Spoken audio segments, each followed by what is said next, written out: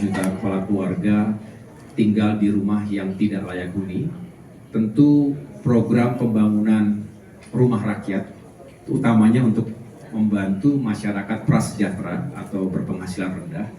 Terima kasih teman-teman media, wartawan yang saya hormati dan banggakan. Saya sore hari ini merasa terhormat untuk bisa hadir dan berbicara di Forum Indonesia Economic Summit tahun 2026 yang diselenggarakan oleh IBC, Indonesian Business Council. Chairman-nya adalah Bapak Arsyad Rashid. Terima kasih Pak Chairman. Dan keluarga besar dari IBC, ada Pak William Sabandar. Kami juga hadir bersama para deputy dan staf khusus dari jajaran Kementerian Koordinator Bidang Infrastruktur dan Pembangunan Kewilayahan. Saya diminta untuk berbicara tentang menyiapkan Indonesia dalam menavigasi atau menghadapi tantangan geopolitik hari ini dan ke depan.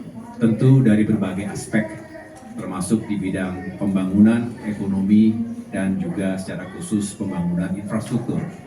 Tentu dalam situasi yang penuh dengan ketidakpastian global saat ini, Indonesia harus terus fokus untuk membangun kemandirian dirinya dan sesuai cita dan juga yang menjadi visi besar dari Bapak Presiden Prabowo Subianto, tentu Indonesia harus berikhtiar, berupaya sekuat tenaga agar bisa menghadirkan ketahanan di bidang pangan, energi, air, sekaligus infrastruktur bisa menjadi tulang punggung pertumbuhan ekonomi dan konektivitas antar wilayah juga bisa menjadi solusi ketimpangan antar wilayah di Indonesia.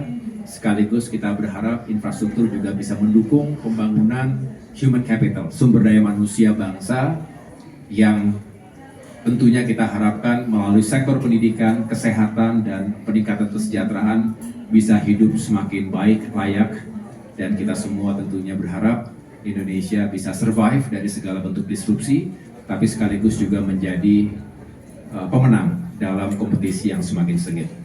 Saya rasa geopolitik hari ini juga terus kita ikuti dengan seksama, dengan dekat, karena setiap saat bisa terjadi kejutan yang luar biasa yang disebabkan oleh perebutan sumber daya alam dan juga pengaruh di tingkat dunia. Amerika Serikat juga tentunya punya agenda yang harus kita ikuti dan dampaknya seperti apa terhadap dunia termasuk Indonesia. Begitu pula great power rivalry, persaingan antara Amerika Serikat dengan Tiongkok ini juga seringkali menghadirkan dinamika dalam hubungan perdagangan, ekonomi, dan juga secara langsung maupun tidak langsung berdampak pada supply chain yang ada di Indonesia dan kawasan kita.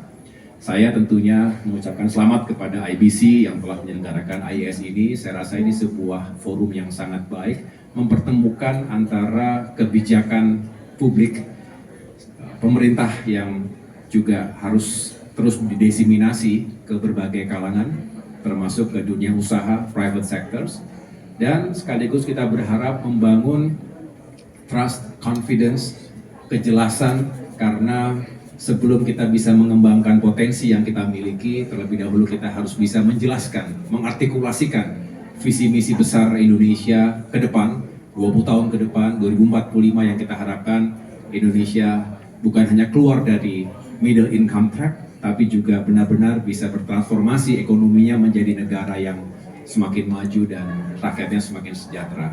Saya senang jika nanti IBC bisa terus menghadirkan opportunity untuk hadirnya para investor dari dalam maupun luar negeri, termasuk untuk urusan pembangunan infrastruktur di seluruh wilayah. Saya rasa itu yang dapat saya sampaikan.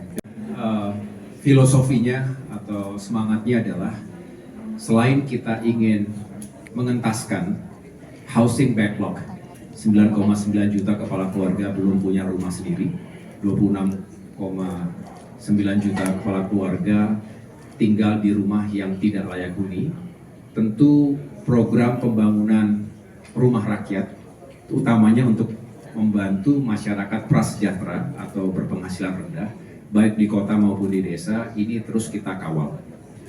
Kami akan terus mendorong sejumlah kementerian yang terkait, terutama Kementerian Perumahan dan Kawasan Permukiman, juga ada Kementerian Pekerjaan Umum, termasuk Kementerian Agraria, karena bicara pembangunan kawasan permukiman dan perumahan itu perlu lahan yang juga memadai, tapi juga disupport oleh berbagai infrastruktur dasar, jalannya, sumber air bersih, dan lain sebagainya. Nah, Bapak Presiden memang menekankan masyarakat harus hidup lebih layak.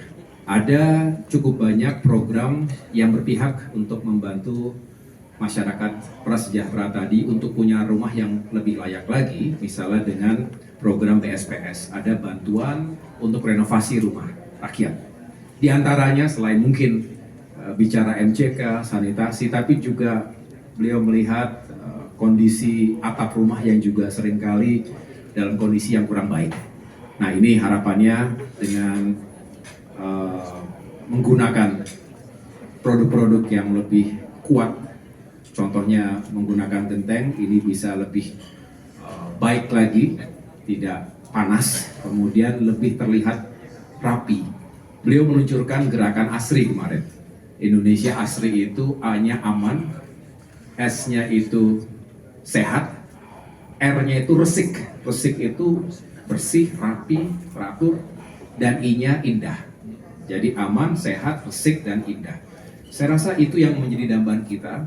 Beliau juga kemarin menyampaikan ini bukan hanya untuk membuat masyarakat hidup lebih berkualitas dan merasa nyaman tinggal di lingkungannya sendiri, tapi juga Indonesia ini punya daya tarik di bidang pariwisata. Keindahan alam kita luar biasa, harus kita syukuri. Jangan sampai daerahnya kotor, tidak baik, tidak tertata rapi. Lalu bagaimana kita berharap akan meningkatkan wisatawan baik itu dalam negeri maupun wisatawan mancanegara. Kita ingin meningkatkan potensi atau peluang pariwisata tadi dengan gerakan Indonesia ASRI.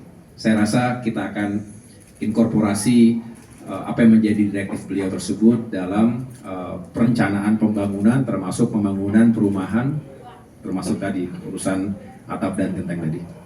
Cukup? Upaya untuk melakukan restrukturisasi keuangan terkait dengan kereta cepat Jakarta-Bandung KCJB atau KCIC yang kita kenal. Ini terus kita kawal. Saya sudah bertemu dengan Menteri Keuangan, dengan Menteri Investasi sekaligus CEO Danantara, termasuk juga tentunya Menteri Perhubungan, kereta api, bicara KAI dan lain sebagainya. Intinya kita ingin terus cari solusi yang terbaik. Ini masih butuh proses, butuh waktu, dan kita tentu akan berkomunikasi dengan pihak Tiongkok. Semangatnya semua adalah mencari solusi.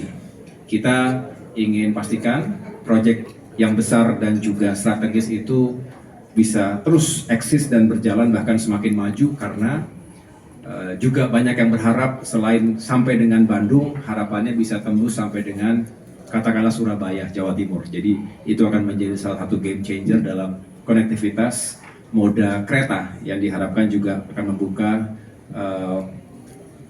sentra-sentra pertumbuhan ekonomi baru dalam jalurnya. Terima kasih. Stay updated. Info terkini masih banyak. Jangan lupa subscribe, like, dan share YouTube official OKZone. Dan selengkapnya ada di okezone.com.